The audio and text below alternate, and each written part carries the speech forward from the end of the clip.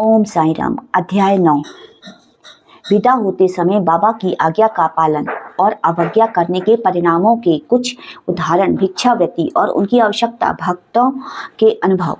गत अध्याय के अंत में केवल इतना ही संकेत किया गया था कि लौटते समय जिन्होंने बाबा के आदेशों का पालन किया वे सकुशल घर लौटे और जिन्होंने अवज्ञा करी उन्हें दुर्घटनाओं का सामना करना पड़ा।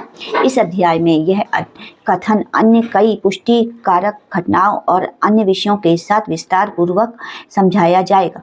शिरडी यात्रा की विशेषता। शिरडी यात्रा की एक विशेषता यह है कि बाबा की आज्ञा के बिना कोई भी शिरडी से प्रस्थान नहीं कर सकता था। यदि किसी ने किया भी तो मानो उसने अपने अनेक कष्टों को निमंत्रण दे दिया। परंतु यदि किसी को शिरडी छोड़ने की आज्ञा हुई तो फिर वहां उसका ठहरना नहीं हो सकता था।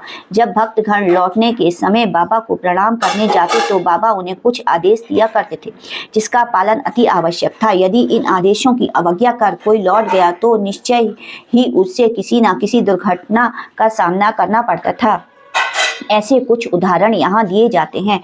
तात्या कोते पाटिल। एक समय तात्या कोते पाटिल तांगे में बैठकर कोपर गांव के बाजार को जा रहे थे। वे शीघ्रता से मस्जिद में आए, बाबा को नमन किया और कहा कि मैं कोपर गांव के बाजार को जा रहा हूँ। बाबा ने कहा, शीघ्रता ना करो, थोड़ा ठहरो, बाजार जाने का विचार छोड़ दो, गांव के बाहर न जाओ। उनकी उतावली को देखकर बाबा ने कहा, अच्छा, कम से कम श्यामा को तो साथ लेते जाओ। बाबा की आज्ञा की अवहेलना करके उन्होंने तुरंत तांगा आगे बढ़ाया। तांगे में 2 घोड़े में से एक घोड़ा, जिसका मूल्य 300 रुपये था, अति चंचल और दूरगामी था।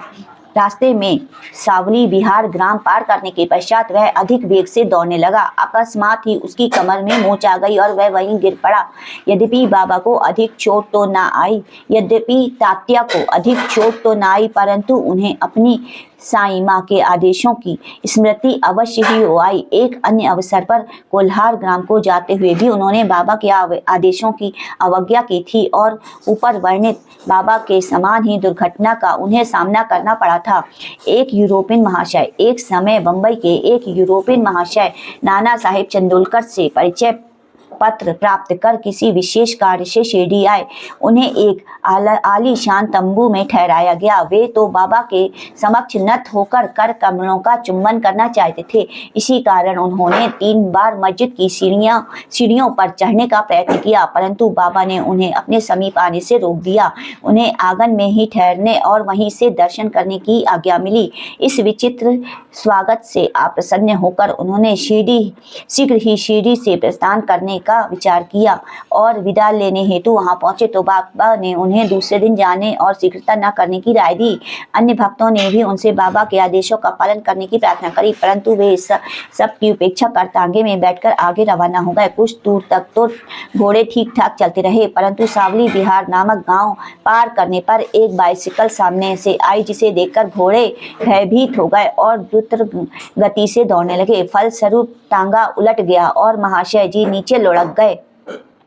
कुछ दूर तक तांगे के साथ साथ घिसटते गए। लोगों ने तुरंत ही दौड़कर उन्हें बचा लिया, परंतु चोट अधिक आने के कारण उन्हें कोपर गांव के अस्पताल में शरण लेनी पड़ी। इस घटना से भक्तों ने शिक्षा प्राप्त करी कि जो बाबा के आदेशों की अवहेलना करता है उन्हें किसी न किसी प्रकार की दुर्घटना का शिकार होना पड़ता है। जो आज्ञा का पालन करते हैं वे सकुशल और सुखपूर्वक घर पहुंच जाते हैं। भिक्षावृत्ति की आवश्यकता। अब हम भिक्षावृत्ति के प्रश्न पर विचार करेंगे। संभव है कि कुछ लोगों में संदेह उत्पन्न हो कि जब बाबा इतने श्रेष्ठ पुरुष थे तो फिर उन्होंने जीवन भर भिक्षावृत्ति पर ही क्यों निर्वाह किया। इस प्रश्न को 2 दृष्टिकोण समक्ष रखकर किया जा सकता है। पहला दृष्टिकोण, भिक्षावृत्ति पर निर्वाह करने का कौन अधिकारी है। शास्त्रानुसार वे व्यक्ति जिन्होंने 3 मुख्य आसक्तियों कामनी, कांचन और कीर्ति का त्याग कर आसक्ति मुक्त हो संन्यास ग्रहण कर लिया हो, वे भिक्षावृत्ति के उपयुक्त अधिकारी हैं, क्योंकि वे अपने गृह में भोजन तैयार करने का प्रबंध नहीं कर सकते, अतः उन्हें भोजन कराने का भार गृहस्थियों पर ही है। श्री साईं बाबा ना तो गृहस्थ थे, ना ही वाम प्रार्थी। वे तो बाल ब्रह्मचारी थे। उनकी यह दृढ़ भावना थी कि विश्व ही मेरा ग्रह है। वे तो स्वयं ही भगवान वासुदेव विश्व पालन करता तथा पर ब्रह्म थे, अतः वह भिक्षा उपार्जन से पूर्व अधिकारी थे। दूसरा दृष्टिकोण, पंचसूना, 5 पाप और उनका प्रायश्चित। सबको यह ज्ञात है कि भोजन सामग्री या रसोई बनाने के लिए गृहस्थ श्रमिकों को 5 प्रकार की क्रियाएं करनी पड़ती हैं। कंडनी यानी पीसना, पेषणी यानी दलना, उद्मुख कुंभी यानी बर्तन मलना, मार्जनी यानी मांजना और धोना, और चूली यानी चूल्हा सुलगाना। इन क्रियाओं के परिणाम स्वरूप अनेक कीटाणुओं और जीवों का नाश होता है और इस प्रकार गृहस्थ श्रमियों को पाप लगता है। इन पापों के प्रायश्चित स्वरूप शास्त्रों ने 5 प्रकार के यज्ञ करने की आज्ञा दी है, अर्थात ब्रह्म यज्ञ अर्थात वेद अध्ययन, ब्रह्मा को अर्पण करना और वेद का अध्ययन करना, पितृ यज्ञ यानी पूर्वजों को दान करना, देव यज्ञ यानी देवताओं को बलि और भूत यज्ञ प्राणियों को दान, मनुष्य यज्ञ मनुष्यों को दान। यदि ये कर्म विधि पूर्वक शास्त्र अनुसार किए जाएं तो चित्त शुद्ध होकर ज्ञान और आत्मानुभूति की प्राप्ति सुलभ हो जाती है। बाबा द्वार द्वार पर जाकर गृहस्थ श्रमियों को इस पवित्र कर्तव्य की स्मृति दिलाते रहते हैं और वे लोग अत्यंत भाग्यशाली थे जिन्हें घर पर बैठे ही बाबा से भिक्षा प्राप्त करने का अवसर मिल जाता था। भक्तों के अनुभव। अब हम अन्य मनोरंजक विषयों का वर्णन करते हैं। भगवान कृष्ण ने गीता में कहा कि जो मुझे भक्ति पूर्वक केवल एक पत्र, फूल, फल, जल भी अर्पण करता है तो मैं उस शुद्ध अंतःकरण वाले भक्त के द्वारा अर्पित की हुई वस्तु को सहस्त्र स्वीकार कर लेता हूँ। यदि भक्त सचमुच में श्री साईं बाबा को कुछ देना चाहता है तो वह बाद में यदि अर्पण करने की विस्मृति भी हो गई तो बाबा उसे या उसके मित्र द्वारा उस भेंट की स्मृति कराते हैं और भेंट देने के लिए कहते हैं। भेंट प्राप्त कर उसे आशीष देते हैं। नीचे कुछ ऐसी ही घटनाओं का वर्णन किया गया है। तरखंड कुटुंब, पिता और पुत्र। श्री रामचंद्र आत्माराम उपनाम बाबा साहेब तरखंड पहले प्रार्थना समाजी थे, तथापि वे बाबा के परम भक्त थे। उनकी स्त्री और पुत्र तो बाबा के एकनिष्ठ भक्त थे। एक बार उन्होंने ऐसा निश्चय किया कि पुत्र व उसकी माँ ग्रीष्मकालीन छुट्टियां शिरडी में ही व्यतीत करेंगे, परंतु पुत्र बांद्रा छोड़ने को असहमत न हुआ। उसे भय था कि बाबा का पूजन घर में विधि पूर्वक न हो सकेगा, क्योंकि पिताजी प्रार्थना समाजी हैं और संभव है कि श्री साईं बाबा के पूजन आदि का उचित ध्यान न रख सकेंगे। परंतु पिता के आश्वासन देने पर कि पूजन यथाविधि ही होता रहेगा, माँ और पुत्र ने एक शुक्रवार की रात्रि में शिरडी को प्रस्थान कर दिया। दूसरे दिन शनिवार को श्री तरखंड ब्रह्म मुहूर्त में उठे और स्नान आदि कर पूजन प्रारंभ करने के पूर्व बाबा के समक्ष साष्टांग दंडवत हो करके बोले कि हे बाबा, मैं ठीक वैसा ही आपका पूजन करता रहूंगा जैसा कि मेरा पुत्र करता रहा है, परंतु कृपा कर इसे शारीरिक परिश्रम तक ही सीमित न रखना। ऐसा कहकर उन्होंने पूजन आरंभ किया और मिश्री का नैवेद्य अर्पण किया, जो दोपहर के भोजन के समय प्रसाद के रूप में वितरित कर दिया गया। उस दिन की संध्या तथा अगले दिन इतवार भी निर्विघ्न व्यतीत हो गया। सोमवार को उन्हें ऑफिस जाना था, परंतु वह दिन भी निर्विघ्न निकल गया। श्री तरखंड ने इस प्रकार अपने जीवन में कभी पूजा नहीं की थी। उनके हृदय में अति संतोष हुआ कि पुत्र को दिए गए वचनानुसार पूजा यथाक्रम संतोष पूर्वक चल रही है। अगले दिन मंगलवार को सदैव की भांति उन्होंने पूजा की और ऑफिस को चले गए। दोपहर को घर लौटने पर जब वे भोजन को बैठे तो थाली के में प्रसाद ना देखकर उन्होंने अपने रसोइये से इस संबंध में प्रश्न किया। उसने बतलाया कि आज विस्मृतिवश वे नैवेद्य अर्पण करना भूल गए। यह सुनकर वे तुरंत अपने आसन से उठे और बाबा को दंडवत कर क्षमा याचना करने लगे कि बाबा से उचित पथ प्रदर्शन न करने तथा पूजन को केवल शारीरिक परिश्रम तक ही सीमित रखने के लिए उलाहना देने लगे। उन्होंने संपूर्ण घटना का विवरण अपने पुत्र को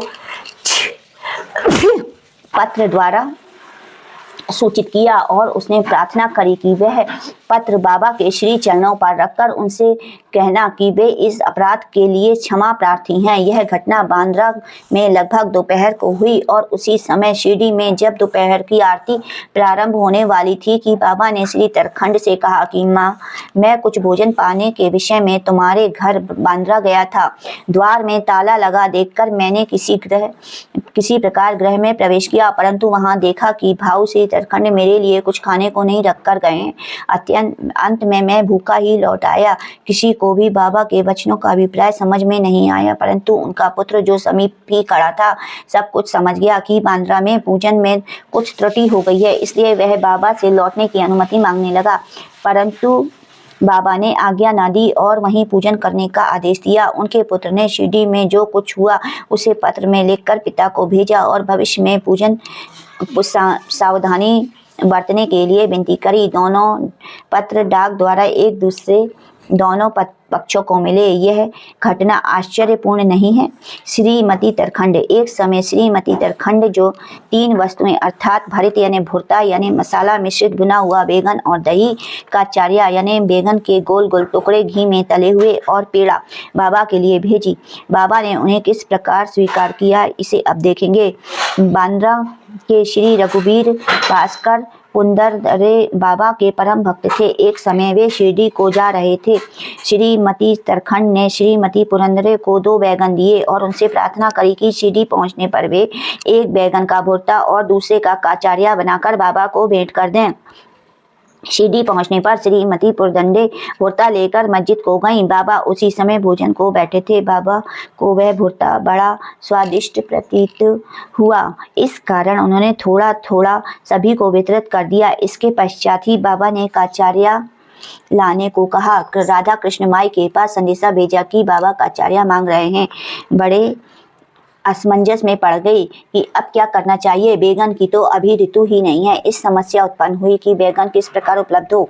जब इसका पता लगाया गया कि भुर्ता कौन लाया था, तब यह ज्ञात हुआ कि बैगन श्रीमती पुरंदरे ने लाई थी। तब उन्हें काचारिया बनाने का कार्य सौंपा गया। अब प्रत्येक को बाबा की इस पूछताछ का अभिप्राय विदित हो गया और सबको बाबा की सर्वज्ञता पर महान आश्चर्य हुआ। दिसंबर सन 1915 में श्री गोविंद बाला राम मानकर शिरडी जाकर वहां अपने पिता की अंत्येष्टि क्रिया करना चाहते थे। प्रस्थान करने से पूर्व वे श्रीमती तरखंड से मिलने आए। श्रीमती तरखंड बाबा के लिए कुछ भेंट शिरडी भेजना चाहती थी। उन्होंने पूरा घर छान डाला, परंतु एक पेड़े के अतिरिक्त कुछ न मिला। वह पेड़ा भी ने अर्पित नैवेद्य का था। बालक गोविंद ऐसी परिस्थिति देखकर रोने लगा, परंतु फिर भी अति प्रेम के कारण वही पेड़ा बाबा के लिए भेज दिया। उन्हें पूर्ण विश्वास था कि बाबा उसे अवश्य स्वीकार कर लेंगे। शिरडी पहुंचने पर गोविंद मानकर बाबा के दर्शनार्थ गए, परंतु वहां पेड़ा ले जाना भूल गए। बाबा सब कुछ चुपचाप देखते रहे, परंतु जब वह पुनः संध्या के समय बिना पेड़ा ले हुए वहां पहुंचे तो फिर बाबा शांत नहीं रह सके। उन्होंने पूछा कि तुम मेरे लिए क्या लाए हो? उत्तर मिला कुछ नहीं। बाबा ने पुनः प्रश्न किया। उसने उपयुक्त उत्तर फिर दोहरा दिया। अब बाबा ने स्पष्ट पूछ शब्दों में कहा कि क्या तुम्हें माँ श्रीमती तरखंड ने चलते समय कुछ मिठाई नहीं दी थी? अब उसे स्मृति हो आई और वह बहुत लज्जित हुआ और बाबा से क्षमा याचना करने लगा। बाबा ने तुरंत ही पेड़ा खा लिया और इस प्रकार श्रीमती तरखंड की भेंट बाबा ने स्वीकार की। और एक भक्त मुझ पर विश्वास करता है, इसलिए मैं स्वीकार कर लेता हूँ। यह भगवत वचन सिद्ध हुआ। बाबा का संतोष पूर्वक भोजन। एक समय श्रीमती तरखंड शिरडी आई। दोपहर का भोजन तैयार हो चुका था। थालियां परोसी जा चुकी थी। उस समय वहां एक भूखा कुत्ता और आकर भौंकने लगा। श्रीमती तरखंड तुरंत उठी और एक रोटी का टुकड़ा कुत्ते को डाल दिया। कुत्ता बड़ी रुचि के साथ खाने लगा। संध्या के समय जब वे मस्जिद में जाकर बैठी तो बाबा ने कहा कि माँ, आज तुमने मुझे एक बड़े ही प्रेम से खिलाया है। मेरी भूखी आत्मा को बड़ी सांत्वना मिली है। सदैव ऐसा ही करते रहो, तुम्हें कभी न कभी इसका उत्तम फल प्राप्त होगा। इस मस्जिद में बैठकर मैं कभी असत्य नहीं बोलूंगा। सदैव मुझ पर ऐसा ही अनुकरण करती रहो। पहले भूखों को भोजन कराओ, बाद में तुम भोजन करो। इसे अच्छी तरह ध्यान में रखो। बाबा के शब्दों का अर्थ उसकी समझ में नहीं आया। इसलिए उन्होंने प्रश्न किया, भला मैं किस प्रकार भोजन करा सकती हूँ? मैं तो स्वयं दूसरों पर निर्भर हूँ और उन्हें दाम देकर भोजन कराती हूँ। बाबा कहने लगे, उस रोटी को ग्रहण कर मेरा हृदय तृप्त हो गया और अभी तक मुझे डकारें आ रही हैं। भोजन करने से पूर्व तुमने जो कुत्ता देखा था, जिससे तुमने रोटी का टुकड़ा दिया था, वह यथार्थ में मेरा ही स्वरूप था और इसी प्रकार अन्य प्राणी, बिल्ली, सुअर, मक्खियाँ, गाय आदि भी मेरे ही स्वरूप हैं। मैं उनके आकारों में डोल रहा हूँ। जो इन सब प्राणियों में मेरा दर्शन करता है वह मुझे अत्यंत प्रिय है। इसलिए द्वेष और भेदभाव भूलकर तुम मेरी सेवा किया करो। इस अमृत तुल्य उपदेश को ग्रहण कर वे द्रवित हो गई और उनकी आंखों से अश्रुधारा बहने लगी। गला रुंध गया और उनके हर्ष का पारावार नहीं रहा।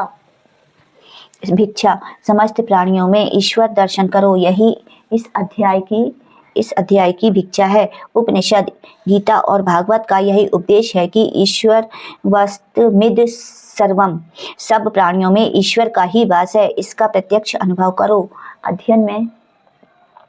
अध्याय के अंत में बतलाई गई घटना तथा अन्य अनेक घटनाएं जिनका लिखना अभी शेष है, स्वयं बाबा ने प्रत्यक्ष उदाहरण प्रस्तुत कर दिखाया कि किस प्रकार उपनिषदों की शिक्षा को आचरण में लाना चाहिए। इस प्रकार श्री साईं बाबा शास्त्र ग्रंथों की शिक्षा दिया करते थे। श्री सद्गुरु साई नाथा पर्णमस्तु शुभम भवतु। अध्याय 9 समाप्त। बोलो सच्चिदानंद सद्गुरु साईनाथ महाराज की जय।